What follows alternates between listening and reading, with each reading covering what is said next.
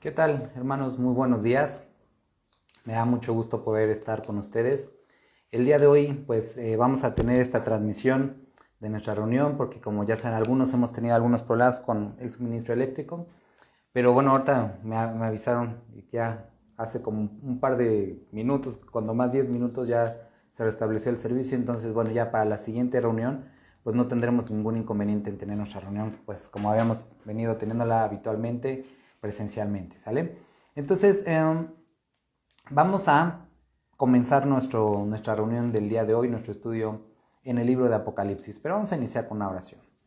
Padre, te damos muchas gracias por la oportunidad que tú nos das de poder estudiar tu palabra. Gracias, Dios, porque nos das estos medios, estas formas para poder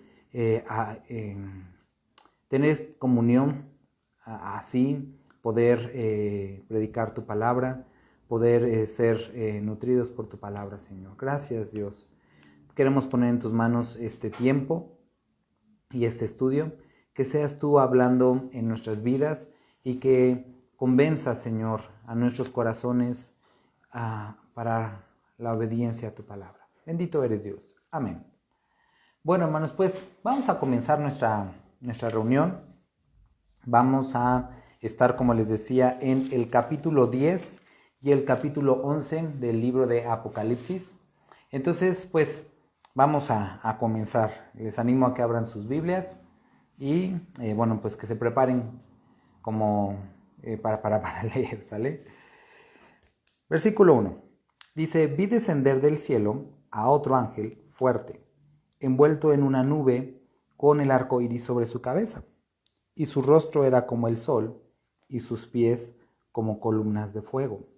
Entonces, nosotros la semana, el último estudio estuvimos en el capítulo 8 y en el capítulo 9, y veíamos cómo empezaron lo de las trompetas, pero el capítulo 10 y el capítulo 11, bueno, en especial la parte del capítulo 10, es otro de esos capítulos que es un intermedio en el desarrollo de los eventos. Ahonda en algunos detalles y prepara otros para lo que está a punto de suceder. Y aquí dice Juan que cuando él estaba mirando todo esto, vio descender del cielo, dice, otro ángel fuerte, envuelto en una nube con el arco iris sobre su cabeza, y su rostro era como el sol, y sus pies como columnas de fuego. Entonces, generalmente, hay muchas ocasiones, es que este ángel se identifica con Jesucristo. Otras personas lo han identificado como el arcángel Miguel. Ahora, realmente, por la descripción, podríamos pensar que es Jesucristo por estar rodeado por esta nube que es interpretada o conocida como el Shekinah, la presencia de Dios. El arco iris que nosotros vimos en los primeros capítulos, que estaba sobre el trono, y los pies como columnas de fuego. Ahora, no necesariamente tendría que ser Jesucristo, podría ser otro ángel, porque aquí su labor es, bueno, dice que pone su pie derecho sobre el mar y el izquierdo sobre la tierra, haciendo ver o mostrando ese señorío, ese poder, o que el mensaje que va a hablar es para toda la tierra, abarca toda la tierra, ¿no? Como les digo, pudiera ser Jesucristo, pero si no es Jesucristo, no cambia en nada, el sentido. Pudiera ser cualquier otro ángel, ¿no? Dice que tenía en su mano un librito abierto y puso su pie derecho sobre el mar y el izquierdo sobre la tierra. Este ángel traía sobre su, traía este librito abierto, y lo que nos menciona es que pone este pie sobre el mar y sobre la tierra, haciendo referencia a que esto que contiene el libro, o la autoridad de este libro, es sobre toda la creación. Y clamó a gran voz como ruge un león, y cuando hubo clamado, 7 truenos emitieron sus voces. Cuando los 7 truenos hubieron emitido sus voces, Yo iba a escribir, pero oí una voz del cielo que me decía, sella las cosas que los 7 truenos han dicho y no las escribas. Y aquí se vuelve interesante, ¿no? Entonces, este ángel dice que clamó y dice como ruge un león, y dice, y cuando hubo clamado, 7 truenos emitieron sus voces. Estos 7 truenos dicen algo, o se escuchan estas 7 voces, y cuando Juan las va a escribir, se le detiene y se le dice que no escriba lo que han dicho los truenos, ¿no? Dice que escuchó una voz desde el cielo. Entonces podremos preguntarnos, bueno, si no sabríamos o no íbamos a saber lo que estos truenos dijeron, o estas 7 voces que emitieron los truenos, ¿por qué registrar el evento, no? ¿Por qué dejarnos picados, no? Y sabes, esto es algo interesante e importante para nosotros el día de hoy, porque a pesar de que la revelación del Apocalipsis está abierta, era el quitar el velo para todos nosotros, también a través de eventos como este, se nos menciona o se nos hace entender que sigue habiendo cosas que únicamente le competen al Señor. Es lo mismo que nosotros vemos en el capítulo, por ejemplo, 24 de Mateo. Cuando los discípulos le preguntan a Jesús, bueno, ¿cuándo sucederán estas cosas? Y Jesús les dice el día y la hora exacta. Nadie lo sabe y eso le compete únicamente al Señor. Lo que a ustedes les compete es lo siguiente. También en el libro de Hechos, los discípulos le hacen una pregunta a Jesucristo y es la misma respuesta. Esto no les toca a ustedes saberlo. Esto es del Señor, de Dios, del Padre. Lo que a ustedes sí les interesa, y entonces en ese momento les menciona que van a recibir poder para ser testigos. Y bueno, esto es parte de esto, vamos a estar hablando también el día de hoy. ¿A dónde quiero ir con esto? Vamos a leer Primera de Corintios capítulo 13, versículo del 8 al 12. Dice, el amor nunca deja de ser, pero las profecías se acabarán y cesarán las lenguas, y la ciencia acabará. Dice, porque en parte conocemos y en parte profetizamos, mas cuando venga lo perfecto, entonces lo que es en parte se acabará. Entonces, Pablo, en esta carta de Corintios, habla de algo que nosotros experimentamos actualmente. Nosotros conocemos aquello que ha sido revelado para nosotros. Y hay algunas cosas más que nos gustarían saber, pero que por nuestra naturaleza podemos conocer únicamente en parte. ¿Recuerdas cuando Pablo dice que él habla de que él subió hasta el tercer cielo, ¿no? Y dice que escuchó cosas indecibles, cosas que al hombre no les es permitido expresar, es decir, que no hay palabras suficientes para expresar lo que ha visto. Lo mismo pasa ahorita con Juan, tiene que definir en términos de lo que ve, en términos de lo que conoce, lo que ve. Y sigue habiendo cosas que no están al alcance de nuestra mente para entender. Y una de estas cosas son lo que emitió las voces que emitieron estos truenos. Ahora, cuando lleguemos a su presencia, esto que es en parte, lo conoceremos como es, ¿no? Y aquí, esto es algo hermoso, ¿no? Que puedes tener muchas dudas acerca de la forma en la que actúa Dios, o algunas dudas acerca de sus planes, de cómo suceden las cosas. Pero cuando estemos en su presencia, estas cosas que ahora conocemos en parte, las conoceremos. Pero ahora, por ahora, Dios ha determinado que es suficiente, más que suficiente, su palabra para cubrir todas nuestras necesidades. Y en eso debemos de estar confiados y en eso debemos de estar seguros. También cuando nosotros vamos al Salmo 29 encontramos algo interesante. El Salmo 29 a partir del versículo 3 dice, voz de Jehová sobre las aguas. Nosotros podemos tener un vistazo en Salmos, es súper interesante, de lo que sucedió en el diluvio en Génesis. Entonces, Es una perspectiva no desde los ojos de Noé o de su familia, sino la perspectiva divina de lo que estaba sucediendo, algo que Noé posiblemente no vio. Y el libro de Salmos en el capítulo 29 nos menciona desde la perspectiva divina qué es lo que estaba sucediendo. Versículo 3 dice: voz de Jehová sobre las aguas, truena el Dios de gloria. Va 1, Jehová sobre las muchas aguas. Voz de Jehová con potencias. Va 2, voz de Jehová con gloria. Van 3, voz de Jehová que quebranta los cedros.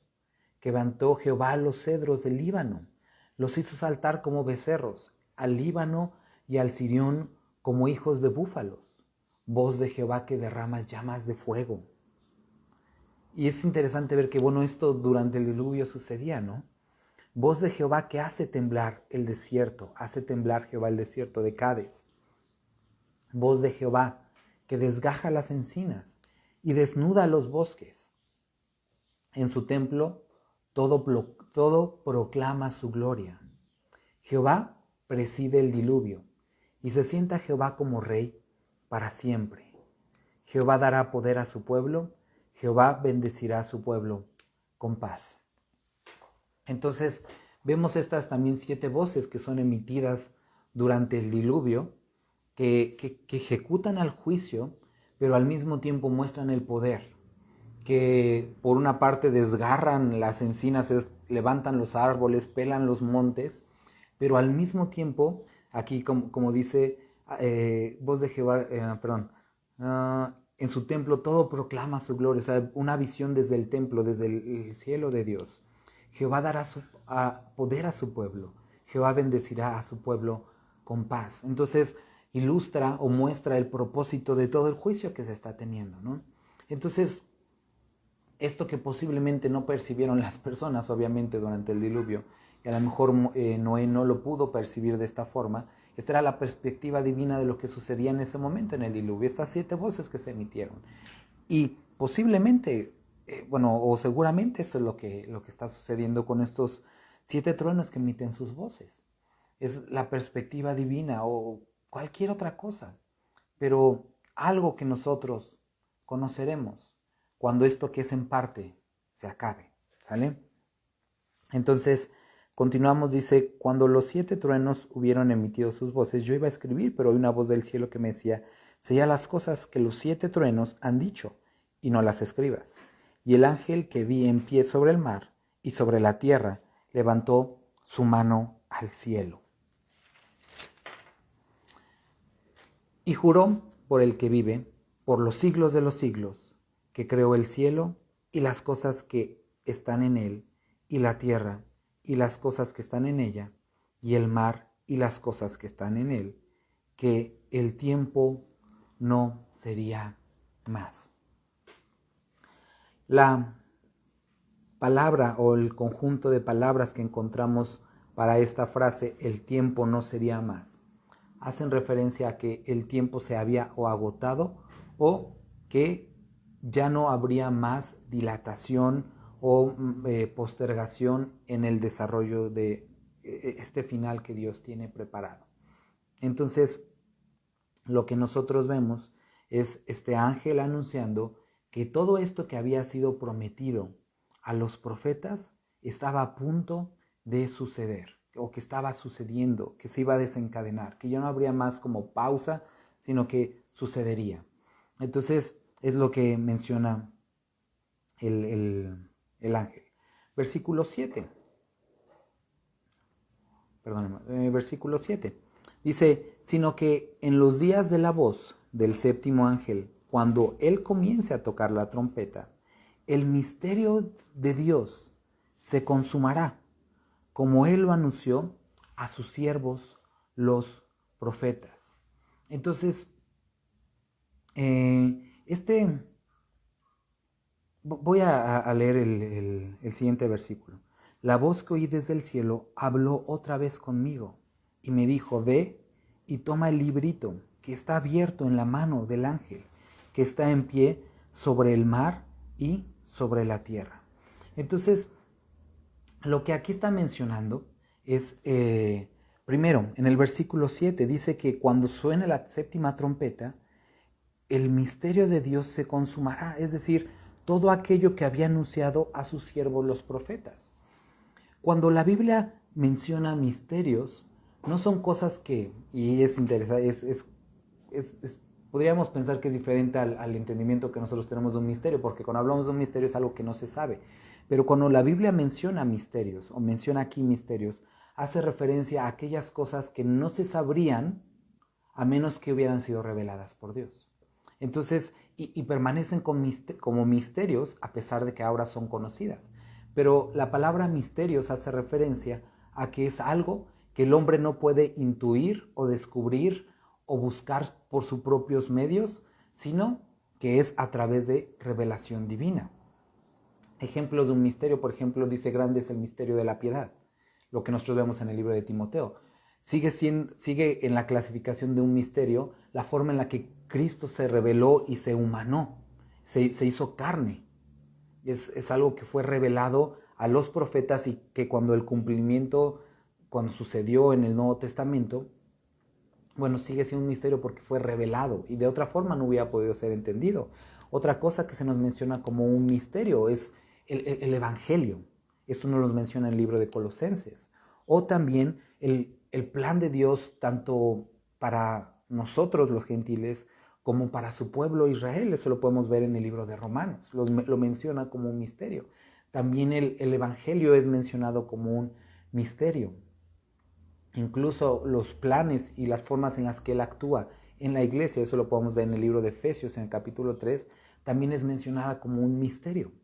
Entonces, son estas cosas que han sido reveladas por Dios a través del Espíritu Santo a los profetas, a los hombres y mujeres que Dios ha utilizado, pero que no podían ser conocidas de otra forma. Entonces, ese misterio, ¿de qué misterio está hablando? Bueno, de la revelación completa que Dios ha dado. Lo que nosotros, por ejemplo, podemos encontrar en el libro de Daniel con el cumplimiento de las 70 semanas. Las profecías que nosotros podemos ver tanto en el libro de Mateo, con los profetas en el Antiguo Testamento, con Pablo, acerca del final de los tiempos. Todo este misterio que fue revelado ahora va a ser cumplido. Y esto nos lleva también a reafirmar la idea de la perspectiva del estudio del libro de Apocalipsis, porque no es algo alegórico que ya se cumplió, sino es algo que ha de cumplirse con el toque de la séptima trompeta y que es el cumplimiento de aquello que fue profetizado. Entonces, la voz que oí del cielo habló otra vez conmigo y dijo: ve y toma el librito que está abierto en la mano del ángel que está en pie sobre el mar y sobre la tierra. Y fui al ángel diciéndole que me diese el librito. Y él me dijo: toma y cómelo. Encontramos algo muy similar en el libro de Ezequiel.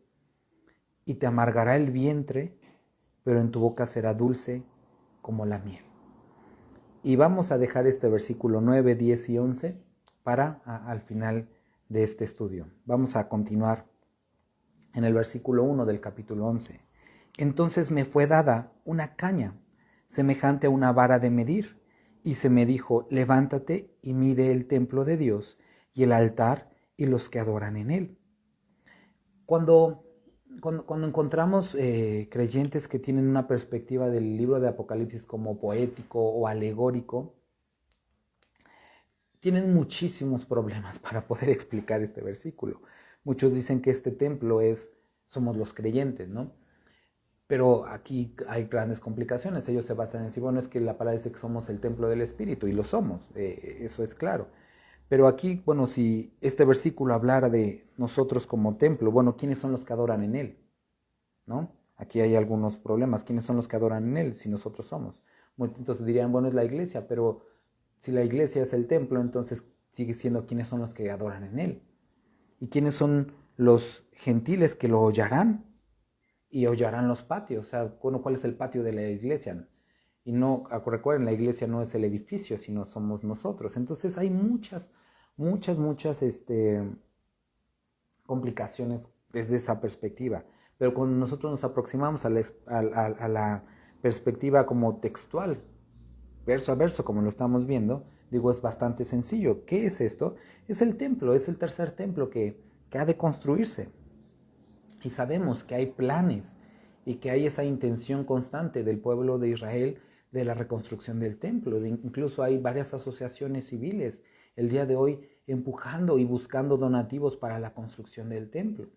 Se ha dicho que el día de hoy esta mezquita de la roca, el domo, está construido sobre lo que correspondía al patio, la parte exterior de lo que antes era el templo. Y se están haciendo todas estas excavaciones para ver, bueno, en dónde estaba el templo y reconstruirlo en la misma ocasión. Digo, en la misma locación. Pero aquí le dice, me fue dada una caña semejante a una vara de medir, y se me dijo, levántate y mide el templo de Dios y el altar y los que adoran en él. Lo que aquí está describiendo, tanto, vemos algunas partes en la escritura que se le anima a los que están Dios usando para medir. Lo vemos, por ejemplo, en el libro de Habacuc, que se mide la tierra. Nosotros lo vemos en el libro de Zacarías, que se mide también el templo. Nosotros lo vemos más tarde en Apocalipsis, el templo, el celestial, la nueva Jerusalén también, que es medida, y tiene como representación en cada ocasión la propiedad y el dominio que tiene Dios sobre aquello que es medido. Y es lo que, bueno, por ejemplo, hacemos el día de hoy, ¿no? Cuando tú compras un terreno, lo primero que haces cuando tomas posesión es ir y medir y delimitar los linderos o el tamaño de la propiedad, y se asenta pues con un juez que es el que te ayuda a medir y todo esto, ¿no? Entonces es una representación de la autoridad de Dios sobre este templo. Dice, mide el altar y los que adoran en él. Pero el patio que está fuera del templo, déjalo aparte y no lo midas, porque ha sido entregado a los gentiles. Y cuando nosotros veamos, al pasar de los meses o de los años, que se concluyen estas investigaciones y que se tiene la certeza arqueológica de que de hecho el templo de la roca esta roca está construido, el domo de la mezquita está construido en el patio de lo que era el templo, hará totalmente sentido para nosotros esto, que como está ahí dice, pero el patio que está fuera del templo déjalo aparte y no lo midas, porque ha sido entregado a los gentiles, y ellos hollarán la ciudad santa 42 meses, que es lo correspondiente a 3 años y medio, los primeros 3 años y medio de la tribulación. Y daré a mis 2 testigos que profeticen 1260 días, vestidos de silicio, que son los segundos 3 años y medio de la tribulación.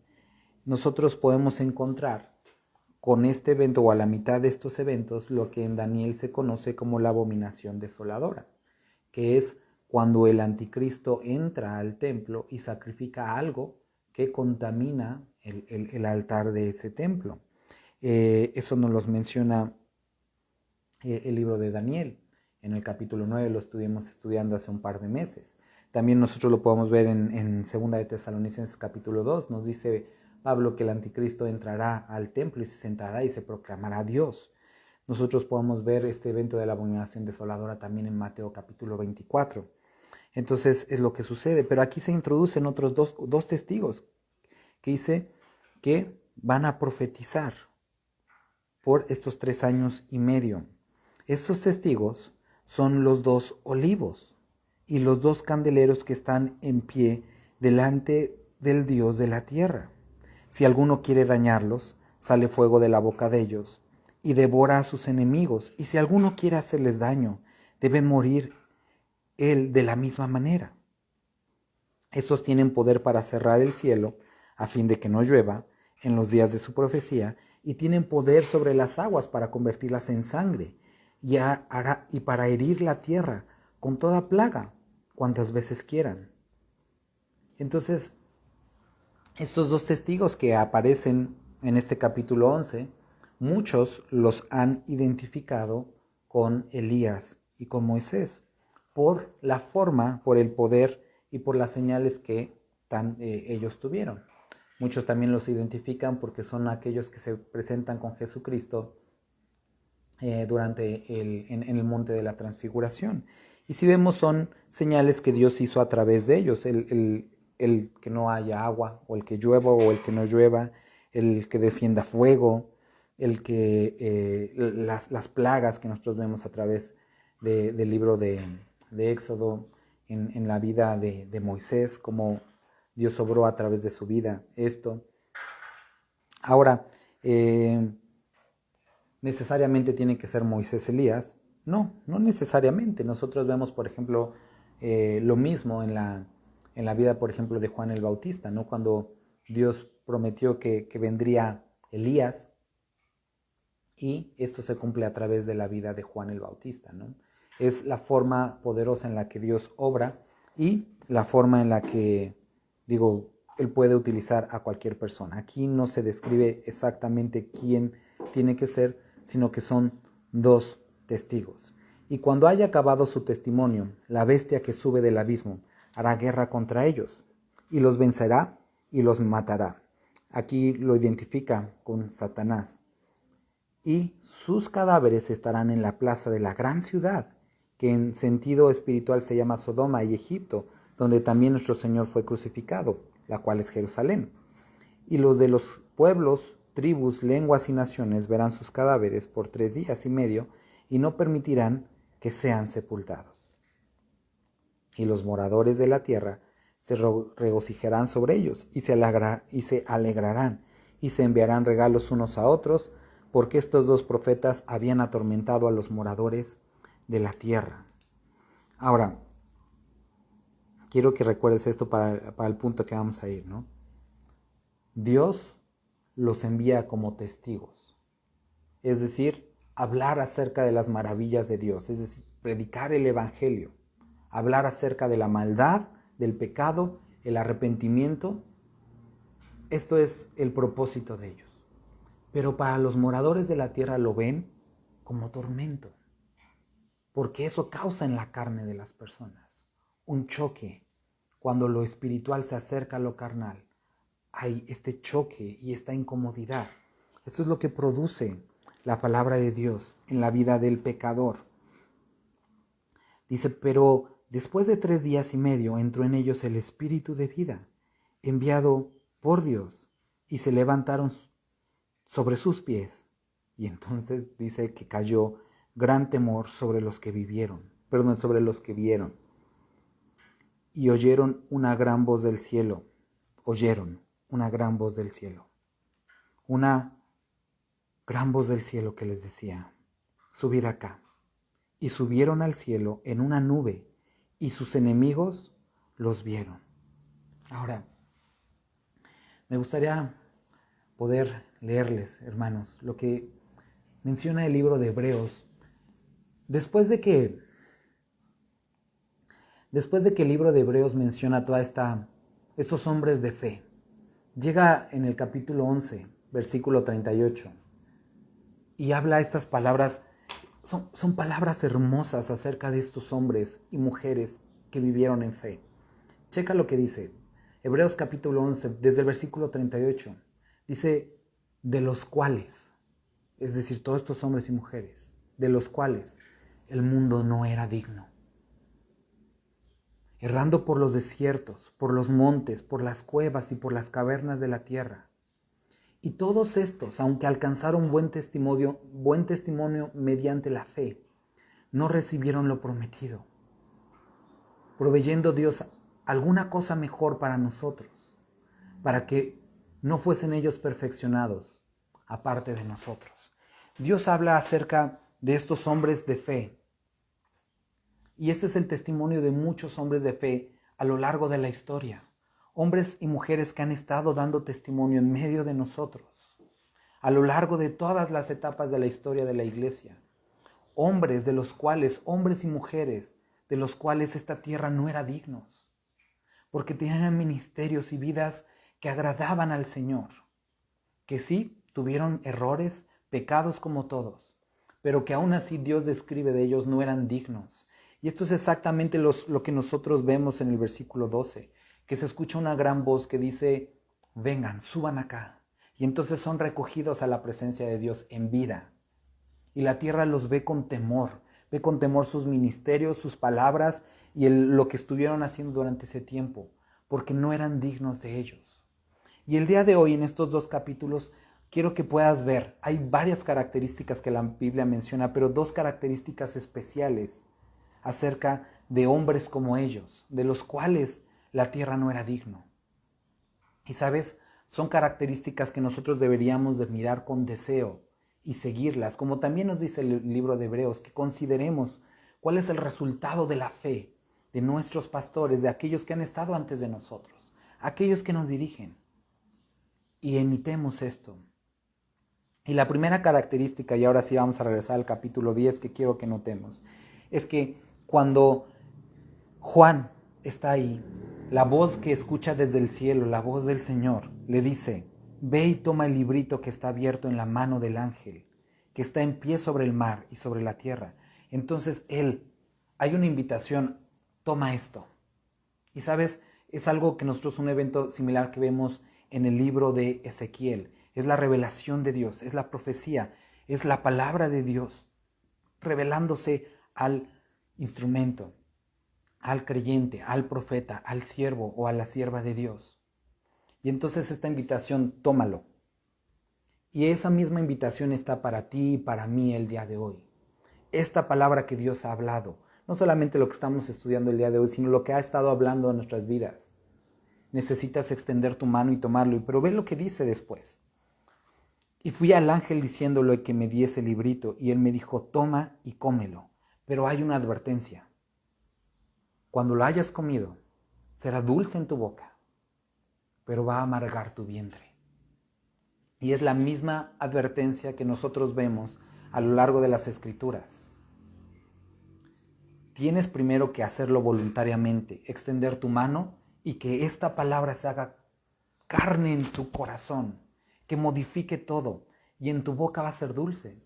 Y es lo que sucede con las promesas y con las palabras que nosotros leemos. Cuando vemos: escudo es nuestro Señor, roca fuerte es nuestro Dios, torre fuerte es nuestro Dios. A los que aman a Dios, todas las cosas ayudan a bien. No temas, yo estoy contigo. Y estas palabras son fáciles de decir y hermosas en nuestra boca y hasta se escuchan bonitas, ¿no? Cuando decimos la multiforme gracia de Dios. Se escucha así súper bien, padre, ¿no? Cuando tú lo puedes decir: confía en el Señor y Él hará. Encomienda a Jehová tus caminos y confía en Él, y Él enderezará tus veredas. Son cosas dulces en nuestra boca.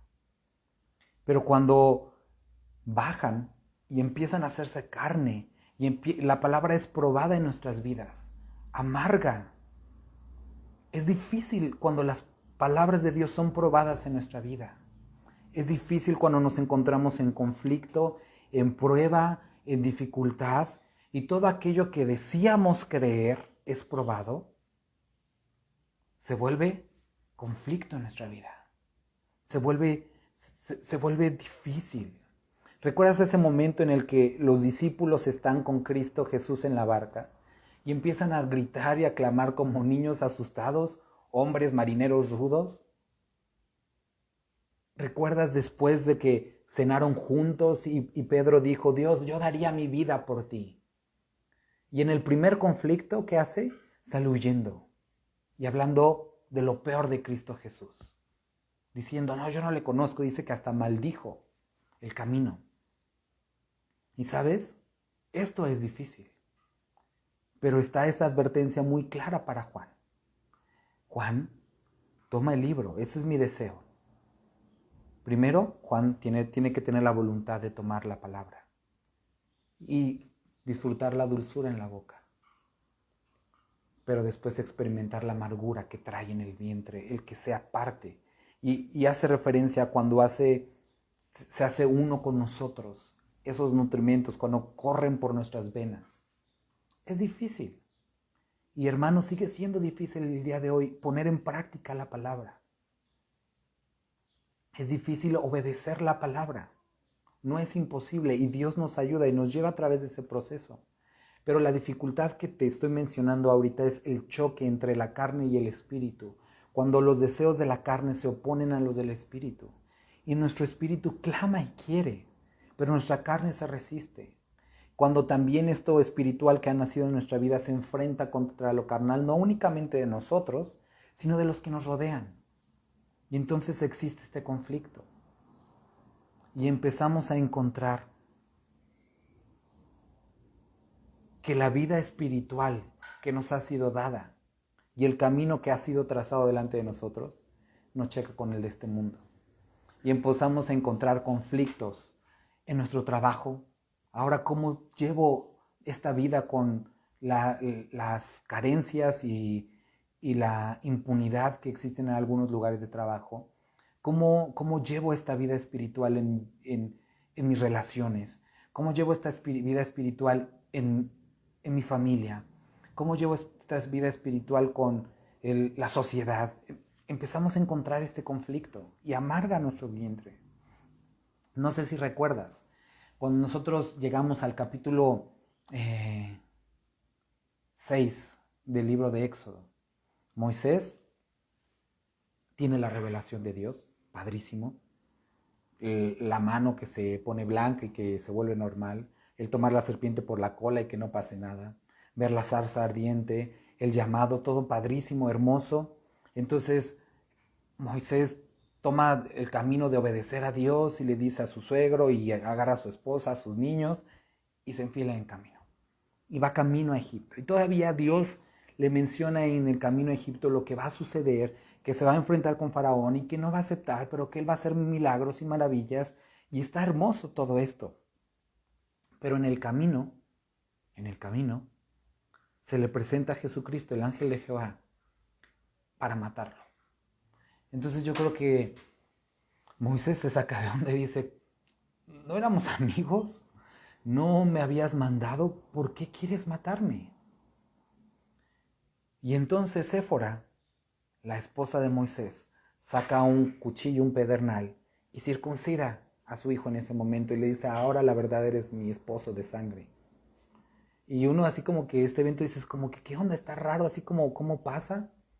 Pero lo que está expresando aquí, recuerda, la circuncisión era la marca del pueblo judío de santidad o de consagración hacia Dios, la obediencia a su palabra. Y Moisés tenía que entender que antes de empezar esta gran obra era necesario santidad, santificación y obediencia en su palabra, hasta en los mínimos detalles. Y no podía hacer esto por más ganas que tuviera, por más grande que hubiera sido la revelación, si no había santidad en su vida.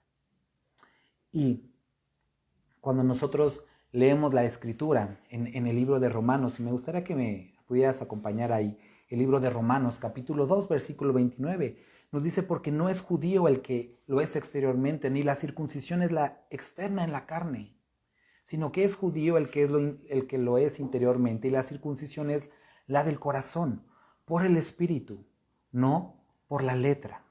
Entonces, Dios constantemente, y eso lo hemos repetido muchas veces, lo que pide de nosotros no es esta fachada exterior. No son las palabras que tú puedes decir, sí creo en Dios, sí voy a la iglesia, sí sirvo, sí me comprometo. No, sino es esa prueba en nuestro corazón, esta santidad en nuestro corazón, producto de la obediencia de la palabra. El libro de Deuteronomio, capítulo 30, versículo 6, dice, además el Señor tu Dios, dice, circuncidará no el prepucio de tu carne, sino dice circuncidará tu corazón y el corazón de tus descendientes, para que ames al Señor tu Dios con todo tu corazón y con toda tu alma, a fin de que vivas. Jeremías capítulo 4, versículo 4 dice, circuncidaos para el Señor y quitad los prepucios de vuestros corazones. Esto es lo que quiere el Señor. Jeremías 9, versículo 25 dice, he aquí vienen días, declara el Señor, en que castigaré a todo aquel que esté circuncidado solo en la carne. Entonces, Dios ha hablado una y otra vez de que lo que Él quiere no son esos sacrificios externos, sino ese arrepentimiento de corazón y ese compromiso. Eso que modifica nuestras vidas y que no marca únicamente lo exterior, sino que marca nuestro actuar, porque ha modificado nuestro corazón y ahora nuestras acciones, la forma en la que respondemos a lo que nos enfrentamos en la vida. Declara y grita, Cristo Jesús. Hermano, este primer testigo que Dios está levantando es Juan. Y ahora te digo por qué digo que es un testigo. Aparte de estos dos que estamos viendo, es lo que Dios está pidiéndole primero es la obediencia, que la palabra se haga uno. Y si nosotros queremos y anhelamos esto que se dice de estos hombres en el libro de Hebreos, de las cuales la tierra no era digna, era porque eran hombres obedientes. Obedientes desde el libro de Génesis, cuando nosotros vemos a Abel, y con esto empieza el libro de Hebreos, que por la fe ofreció un sacrificio más obediente, digno. Nosotros vemos a Abraham, que por la fe dejó a su casa y su parentela para ir a la tierra que él iba a mostrar. Hombres que obedecieron su palabra y no se quedaron en la forma externa, sino prosiguieron. Después de que, dice versículo 10, entonces tomé el libro de la mano del ángel y lo comí, y era dulce en mi boca, como la miel. Pero cuando lo hube comido, sucedió lo que se le había advertido, amargó su vientre. Es necesario que los que siguen a Dios se nieguen a sí mismos, tomen su cruz y le sigan cada día. Y él me dijo entonces, versículo 11, es necesario que profetices otra vez sobre muchos pueblos, naciones y lenguas y reyes. Y entonces Juan, iniciamos diciendo esta serie de estudios que Juan para esa época tenía entre 85 y 90 años, o sea, era un hombre ya grande.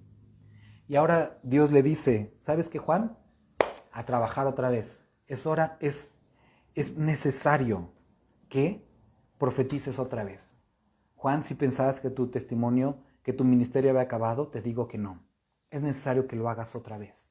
Pero antes de esta orden, antes de que Juan pudiera empezar, era necesario que la palabra nuevamente hiciera eco en su corazón y que se hiciera algo que transformara, que amargara su vientre. Y hermano, no sé si tú has tenido la idea de que, bueno, pues aquí ya se acabó esto, pues ya las reuniones van a ser así, ya no va a haber cambio. ¿Sabes qué? Es necesario que nos levantemos como iglesia y hablemos otra vez. Pero antes de eso, la palabra primero tiene que amargar tu vientre. Y tienes que pasar por ese proceso en el que remueve y conmueve todo lo que hay dentro de ti y que grite entonces santidad a Jehová. ¿Recuerdas lo que estaba escrito sobre el gorrito que se ponían los sacerdotes? Santidad a Jehová. No puede haber servicio, no puede haber ministerio, no puede haber testimonio si no hay santidad y obediencia a la palabra. No se te olvide, santidad a Jehová, obediencia a su palabra. Y después nosotros vemos en esta parte con los otros, estos dos testigos que estos estarán durante la tribulación. Decía que Juan era un testigo porque fue un testigo y dio testimonio durante su época, pero ahora estos que estarán durante la tribulación. Quiero que veas que lo que describe el versículo 4 del versículo 11 dice, estos testigos son los dos olivos y los dos candeleros que están en pie delante del Dios de la tierra. Si recuerdas bien, hace un par de meses estuvimos en el estudio en el libro de Zacarías. Y en esa ocasión vimos una imagen idéntica a esta. Se mencionan estos dos testigos y estos dos olivos y estos dos candelabros, que eran Zorobabel y Josué el sacerdote. Y en esa ocasión a estos hombres, porque tenían un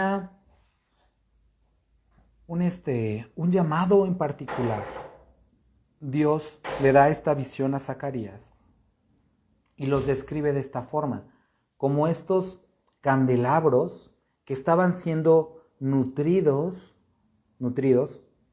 directamente del olivo. Recuerda, explicamos que eran estos candelabros, estaban las lámparas, y las lámparas necesitaban rellenarse de aceite de olivo para poder mantenerse encendidas, ¿no? Entonces era la labor del sacerdote estar llenando estas lámparas para que constantemente estuvieran encendidas. Pero en la visión que tiene Zacarías salían estos como tubos o estos como popotitos que se conectaban directamente al árbol de olivo, a las ramas, y entonces estaban siendo llenos constantemente. Y eso hablaba de una llenura constante del Espíritu Santo para el testimonio y la obra que estos hombres habrían de hacer. Y encontramos la segunda característica que estos 2 capítulos nos mencionan. La primera fue santidad a Jehová y obediencia a su palabra. Y la segunda característica que quiero resaltar el día de hoy aquí es la llenura constante del Espíritu Santo.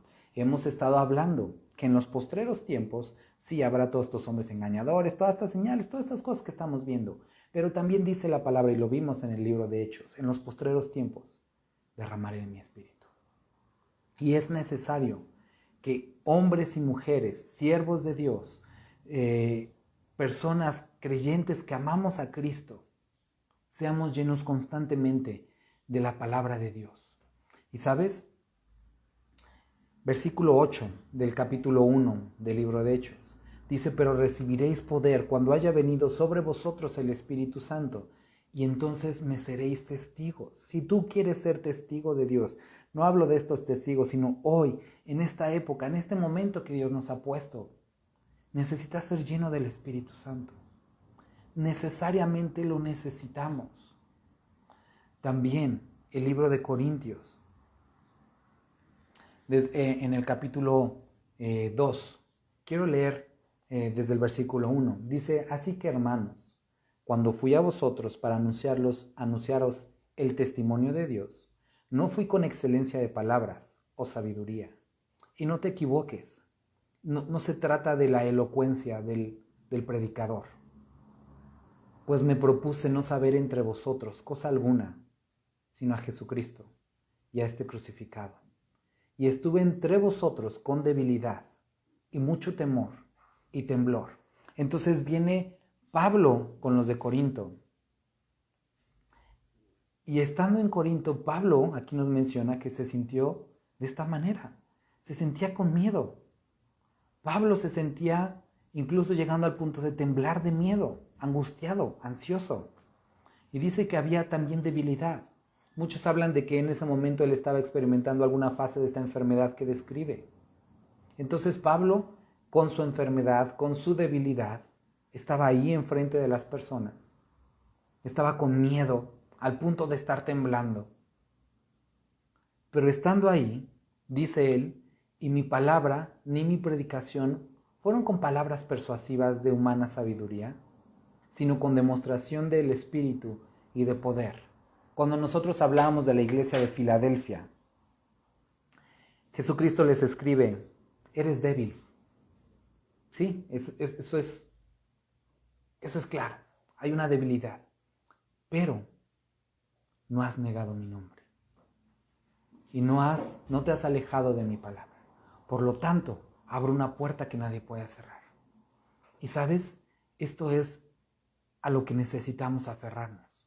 A pesar, hermanos, de a lo mejor nuestra poca elocuencia, debilidades claras que podríamos experimentar como enfermedades, como timidez, como muchas cosas. No habla de pecados, sino habla de debilidades. Lo que debe de caracterizar nuestra predicación, nuestro mensaje es lo que dice aquí. Demostración del Espíritu y poder. Que sea notorio en nuestra vida el amor de Dios fluyendo y su poder obrando en la vida de las personas. Querido hermano, querida hermana, el día de hoy estamos hablando de estos hombres de los cuales la tierra no era digno de ellos. Y hemos visto a lo largo de la historia de la iglesia muchos hombres y mujeres de los cuales se podría decir lo mismo. Este mundo no es digno de ellos. ¿Has escuchado de científicos que dicen estaban avanzados a su tiempo, adelantados a su tiempo? Y de la misma manera hay hombres y mujeres piadosos de los cuales Dios da testimonio y dice, la tierra no era digno de ellos. Y vemos qué características, hay más características que nosotros podemos encontrar, pero estas características que el día de hoy saltan son santidad a Jehová, es decir, un testimonio que demuestra esta santidad a Jehová, obediencia a su palabra, un testimonio que demuestra que estamos siendo obedientes. Y por la otra, el Espíritu Santo, quiere decir que Dios habla a través de nosotros y confronta y muestra y habla y redarguye. Y no es nuestra obra, es Dios actuando. Pero es necesario esta llenura del Espíritu Santo y esta santidad a Jehová. Si queremos hacer la obra que Dios nos ha encargado en nuestro tiempo. ¿Sabes, hermano?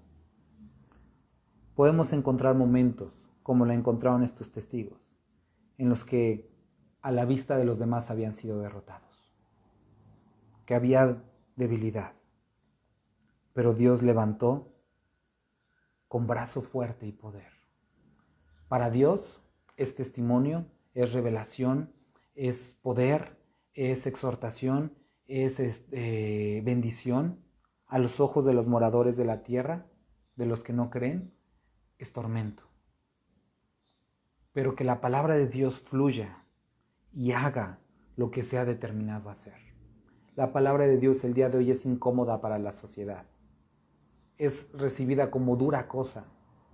Es intolerante, pero produce vida en el que lo escucha.